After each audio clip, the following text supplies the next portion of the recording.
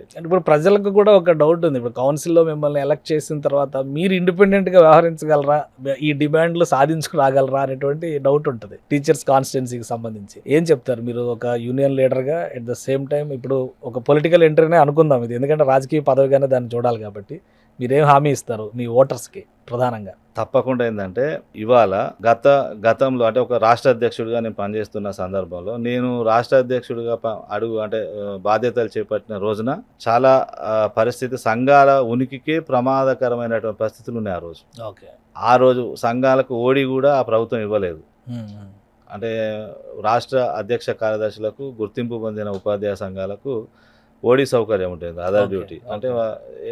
ఉపాధ్యాయ సమస్యల్ని పరిష్కరించాలి కాబట్టి వాళ్ళు స్కూల్‌కెళ్ళకున్నా గూడా ఇక్కడ ఉండి ఆఫీసులకి వాటికి హ్మ్. హ్మ్. అధికారులకు సలహాలు ఇయ్యడానికి సో, ఆ వెసులుబాటు ఇస్తారు. ఇచ్చేది. హ్మ్.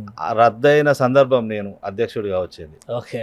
అట్లాంటి సందర్భంలో పీఆర్సీ కూడా వస్తదా రాదా అనుకున్న సందర్భంలో ఆ రోజు పీఆర్సీ కమిషన్ గూడా 7.5% మాత్రమే వీళ్ళకి ఫిట్‌మెంట్ ఇవ్వాలని సూచించింది. హ్మ్. హ్మ్. ఆ రోజు నేను ఒక పీఆర్టీయూ రాష్ట్ర అధ్యక్షుడిగా 30% పీఆర్సీ 61 సంవత్సరాల ఏజ్ పెంపు జీవో ఈ 2 అసెంబ్లీలో ముఖ్యమంత్రి గనుక ప్రకటించకపోతే నా ఉద్యోగానికి రాజీనామా చేస్తా, ఆమరణ నిరాహార దీక్ష చేస్తా అని నేను ఒక స్టేట్మెంట్ ఇచ్చిన. ఓకే. ముందుగా స్టేట్మెంట్ ఇచ్చి ఆ తర్వాత అసెంబ్లీలో సీఎం గారు 30% పీఆర్సీ ఆ జీవో 2 కూడా ప్రకటించారు. ఓకే. అయితే ఆ ప్రకటించే సమయంలో కూడా నా పేరు ప్రస్తావిస్తూ పీఆర్టీయూ అధ్యక్షులు కార్యదర్శి మరి శ్రీపాల్ రెడ్డి గారు, కమలాకర్ రావు గారితో మాట్లాడి అట్లా సంబోధిస్తూ ఆ పీఆర్సీ అనౌన్స్ చేయడం జరిగింది. సో, అదొక అతిపెద్ద విజయం మీ విజయము. కెరీర్‌లో. ఒక నమ్మకం కోసం నేను చెప్తున్నా. ఏ ఓకే. విధంగా నమ్మాలి అంటే చెప్తున్నా. హ్మ్. నాకు మిగతా అభ్యర్థులకు తేడా అనేది